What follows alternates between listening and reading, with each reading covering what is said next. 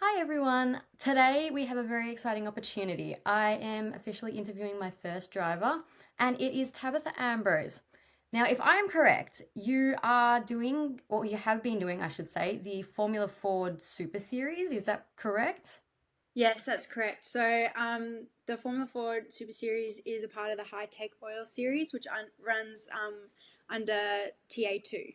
So that's their main series, and then the Formula Fords get to be kind of a support category for that series.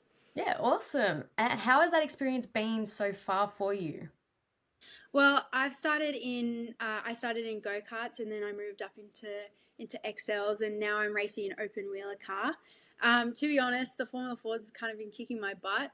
They're really quite hard and they're really difficult, but I'm learning every race that I'm doing, and I'm getting faster and I'm getting better. And so, I mean, it's great, and I have a lot of fun in them. So yeah. Yeah, that's awesome. That's so good. So I have a bunch of questions.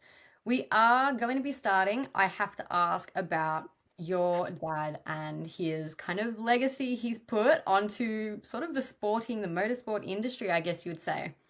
So we Yeah. know that your dad has done the V8 Supercars series and he is a Supercars champion, but he also did the NASCAR series as well. Yeah. Can you kind of elaborate on what it was like spending time with him doing those series, the NASCAR in the US and just here in Australia with the supercars? Yeah, so I was born '05, so that's kind of the last year that he was in Supercar. So I was 2 months old when we moved over to America so that he could do the NASCAR thing. But I basically was over there. We were over there for 9 years, so I was about 10 when we moved back to Australia. But through that 9 years was probably it was just so fun living in America, and being at a racetrack almost every weekend with Dad was great. It was a real family thing. We all went to watch him, and I'm really grateful that I've got all those memories. And I know how hard it is in the industry, and I know what it takes and the sacrifices that you have to make.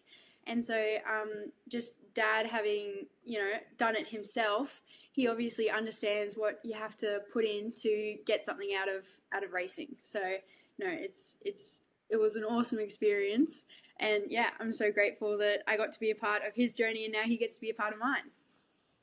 Yeah, no, that's awesome. I think it would be probably one of the craziest things to have such a like a legendary name.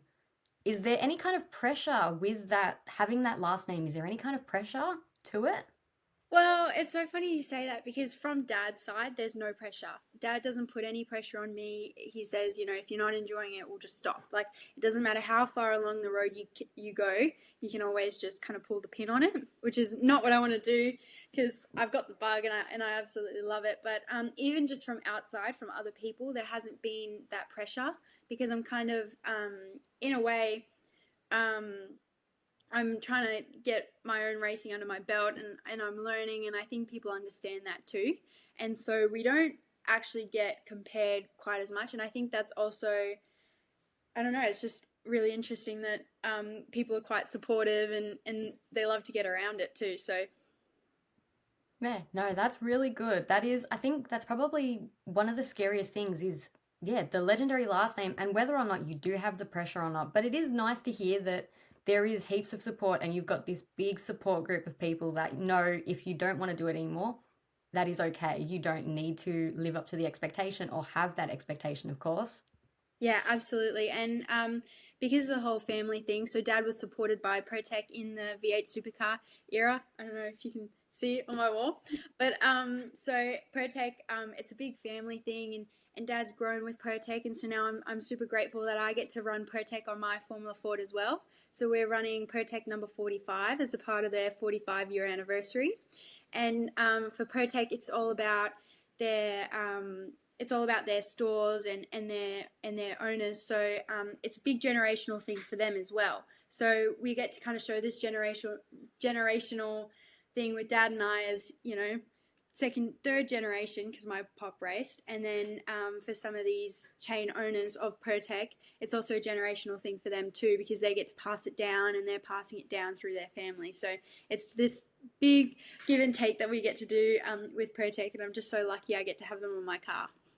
That's beautiful. That is awesome. Can you kind of speak to us about So we've obviously got two different racing cultures. We've got the US racing culture, we've got the Australian racing culture. Is there any kind of differences or are they fairly similar in the racing culture? Absolutely, there's differences. In America, it's awesome. I mean, it's so cool. They just go racing and they just got this like drive to win. And in Australia, it's quite similar. But I think we're quite heavily influenced on the European side of things too. And we've got the F4 coming to Australia as well. So we've got the F4 Australian series. So I think we're quite heavily influenced by Europe and F1. So it's interesting to see the American side of it and how like they just get right into it, and it's really cool. No, that's great. Have you ever considered trying other things like maybe the stock car racing or dirt racing, like the sprint car style? Absolutely. My goal for this summer is to try and get into a little 600 car. They race over here in Australia, non-winged or even 500, which is something that I'm aiming for this summer. But otherwise, I've got my eye on a Trans Am. So my goal, I think, in the end is to race Trans Ams. And I think that's a really good stepping stone to try and get over to America. So if I can make something happen and if I'm good enough, then that's really where I want to go. I want to do some dirt racing and I want to get into a Trans Am and try and get some move on from that and try and get some oval stuff. But we'll see what happens. That's great. That is so good. It's nice to hear that you've got sort of this path and you know you've got the drive and you know what you want to do and you know how you're going to get there. That's always probably the biggest thing is knowing what you want to do and how you're going to get there. I do have a bit of a funny question here. Obviously, we have seen that your dad had a very famous clip over in the US of him giving the NASCAR commentators a Vegemite sandwich. Do you have the same taste as your dad with Vegemite? Oh, I love Vegemite. If you're not Australian, if you don't like Vegemite, no, Vegemite is great. We definitely have the same taste. There's some weird things we like to do over here in Australia, but a bit of Vegemite, it's really fun. No, that's awesome. So you've got this range of different things. What are some of your highlights growing up in and around maybe your participation in motorsport? What are some of your highlights? Ooh, I've got many highlights. I've been trying to do some like reminiscing about my time in America and all the highlights. Definitely one of my highlights is getting to meet Richard Petty. He's just such a cool guy. He's so awesome, and I love his hats. His hats are just great. Um, Another one of my highlights is definitely getting to hang out at the track and be like, even though we were little, sitting in the cars. Like I can remember Dad putting me in one of the cars, and like it's just like, oh, this is so cool. But yeah, so what's another one of my highlights? It's like it's quite hard to remember because I was so young, um, and it was definitely the MRO. I'm pretty sure it's I forget the name of it, and I shouldn't, but it's that daycare that all the racers kids and pit crews kids and all the children kind of get babysat for the day. I think it's the MRO. And I definitely there most some of like my biggest memories because I was there a lot during the racing, and they had playgrounds and toys and yeah, no, so I have a lot of different random memories scattered in my brain. No, that's beautiful. Um, I think we've got to talk on it. You are a young woman, young girl in this racing sort of universe. How does it feel to kind of begin the movement for other young girls or young women to kind of work their way into motorsport, whether it is driving or whether it is just in the background? How do you feel to be starting that movement? No, it's awesome. I like to think that I'm a part of it. I definitely think that we've got so much to give to motorsport as a woman, like just doing anything mechanically, engineering, team owner, like just everything that we can do is great. And I think that there's definitely I've seen a rise in women in motorsport. Definitely go karting because I came from go karting in Tassie, and I think when I raced, I was the only female in my class.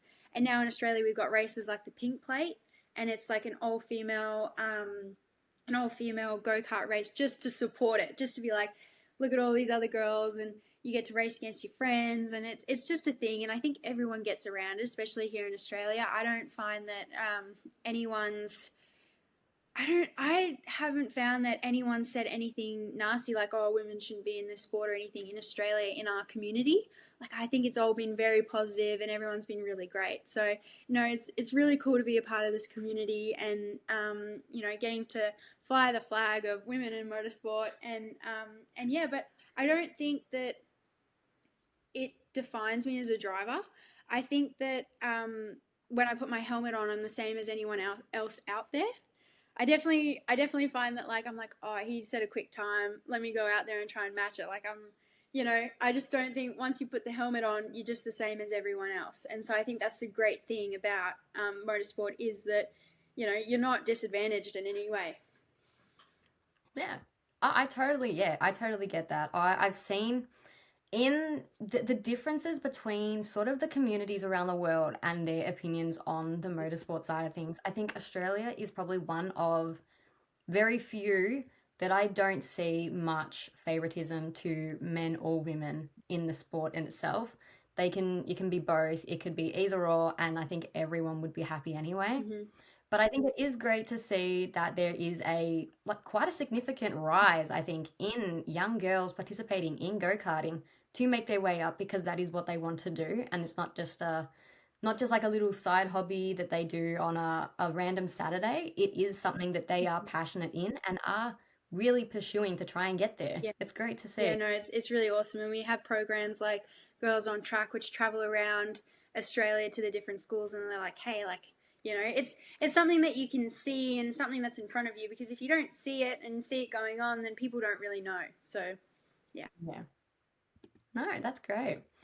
I guess sort of adding on to that, if you had any advice that you could give to young people, men, women, young boys, young girls, if you could give any sort of advice, what would you give? Just do it. Just send it. I think is my advice. I mean, it's not great, but I think just getting in and just having a go. I think having a crack is the best advice that I can give, because if you don't have a go, then you don't know. And if you don't try and do something, or you don't have a go, then you never know, and you're kind of like, oh well, could that have worked? Maybe it didn't work. So that was with me with go karting. I didn't know if I wanted to do it.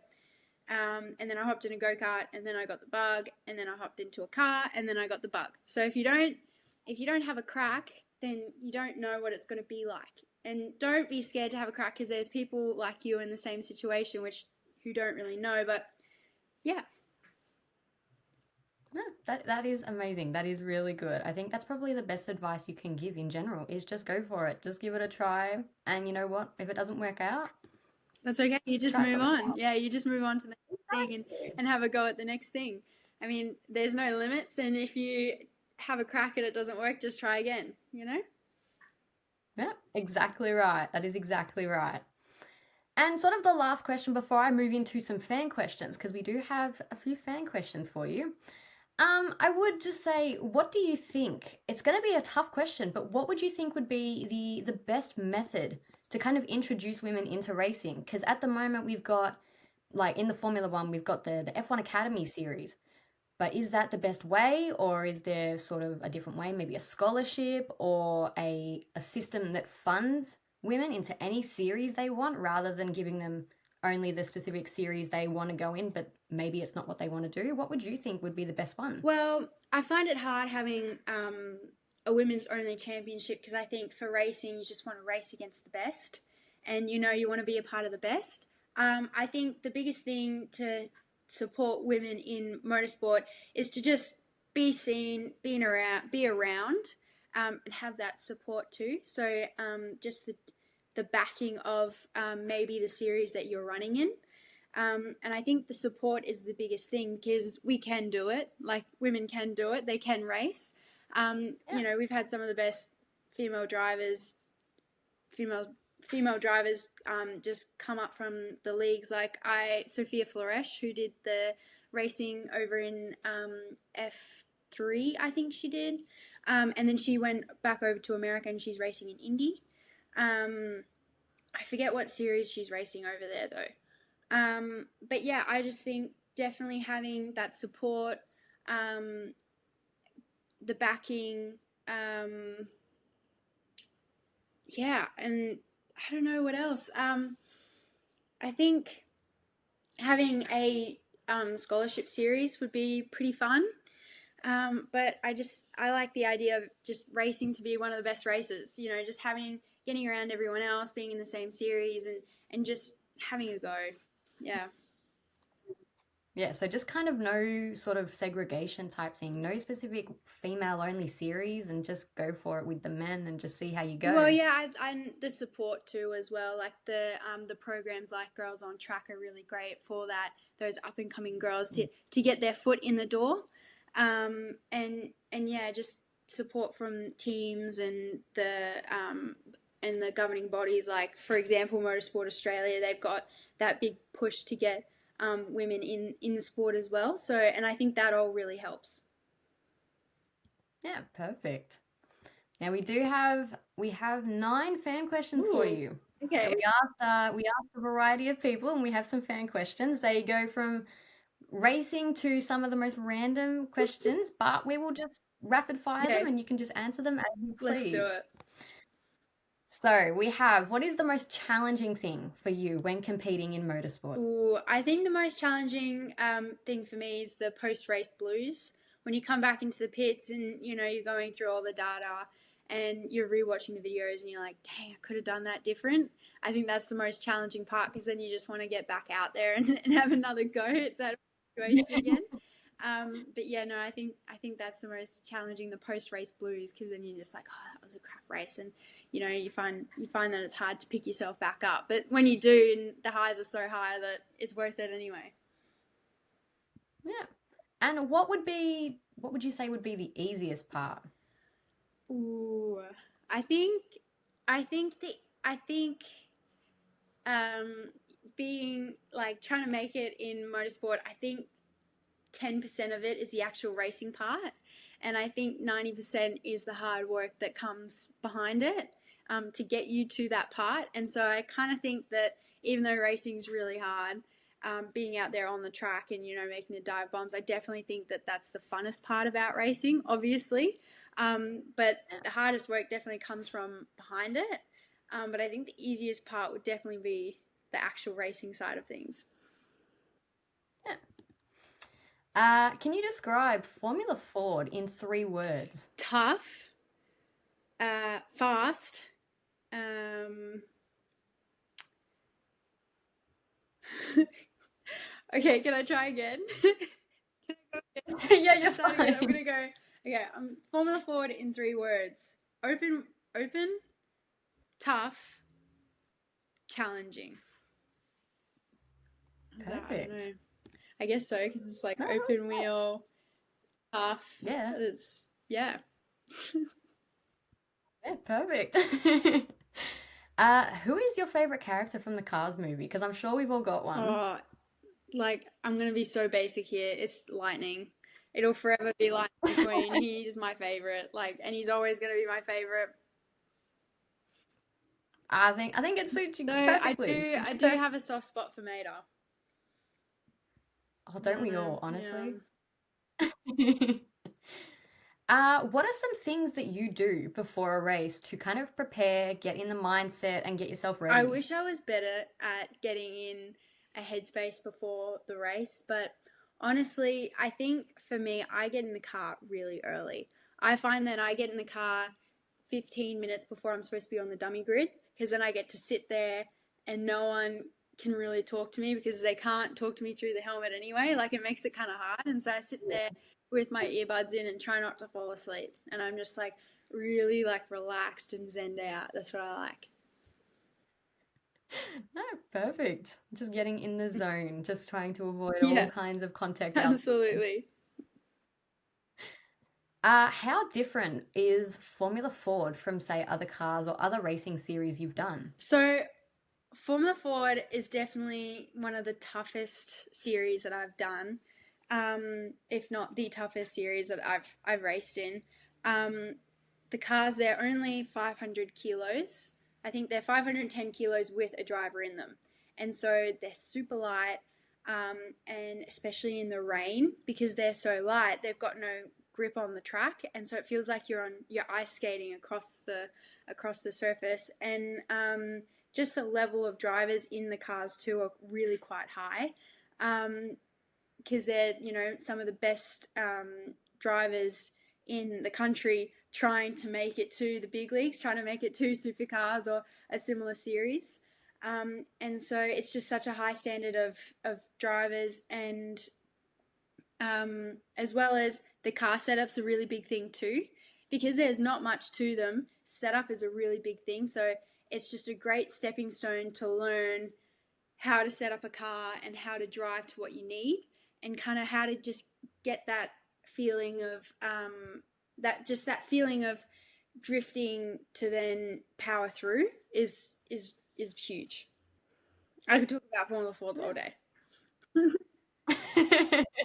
Have to just have another chat Yeah, just to Formula discuss Ford. Formula Ford in Yeah, absolutely. entirety. It's so sad because definitely in Australia, I think in general they're more of not a historic category, but we haven't seen as many fresh faces in Formula Fords as in recent years, in past years. So, and so it's just still such a great category. We've had some of the best drivers from racing in supercars that started in Formula Fords. I mean, Dad started in Formula Fords, and Chaz Monsters started in. I'll take that back because I don't know that for a fact, but I don't want to say anything that might incriminate me. No, so yeah, Dad started in Formula Ford, so we've had some of the best drivers in Australia start come from Formula Fords. Yeah, no, awesome. That's so good. We've kind of already discussed this, but can you kind of elaborate a bit more on like how much influence did your dad have? Because we kind of went into it a little bit in the sense that you explained that he doesn't give you a lot of pressure in staying in Mm-hmm. the series, but did he have any influence at all on you wanting to become a driver? Um, it actually started. I started pestering him about getting in a go kart, and then throughout the time in racing, he's just been so good because he knows what he's talking about, and he knows what he's doing, and he knows how to set up a car. And so I'm really quite fortunate to have him in my corner, because he is such a great. I mean, he is such a great asset to have. I come to him when I need some advice, or I'm like, Dad, hey, like, how do I make this line work, or is this, how do I fix this, why am I slow at turn two? It's just so great to have him in my corner, and yeah, he has a big influence on the way I drive, because that's kind of what he knows, and that's kind of how he's teaching me. Some guy, so in a way, he's basically my engineer. Yeah, perfect. That's the best way to go about it, I think. That's the best way. And the last question for you, we've kind of again gone into it a little bit, but do you think at all in your career you will become a supercar driver like your Not dad? sure. I guess it depends where racing's going to take me, and for me, I want to be up front. I want to be racing to win. I want to be having a crack. And so for me, like, it just kind of depends how I go this year, and if I do hop into a Trans Am, how I go in that. And I'm really quite open in the sense of which direction I want to go, but I think my main goal is to try and head over to America and get some racing there. Yeah, perfect. Would you do something maybe would you do a like a tag team like Bathurst style? So I did race Bathurst this year in a 6 hour, so it was kind of similar to what Dad tried to do it three years ago, I think now, and his car didn't make it to the end. Um, Oh but no. so it was really cool breaking the Bathurst family curse. But maybe I don't think so. I think we want to build a car, but I don't know if he. I don't think he'd have a drive again. I think he's done. I think he's happy to run a little race team, which is kind of what we're doing here. We're running two Trans Ams, and we've got two Formula Fords running. So I've got a teammate, and we've got two other drivers running in the Trans Am, and one in the TA2 series in Australia. Awesome. Well, that's all the questions I have for you, but thank No, you very much for doing thank the you. Thank you interview. for having me.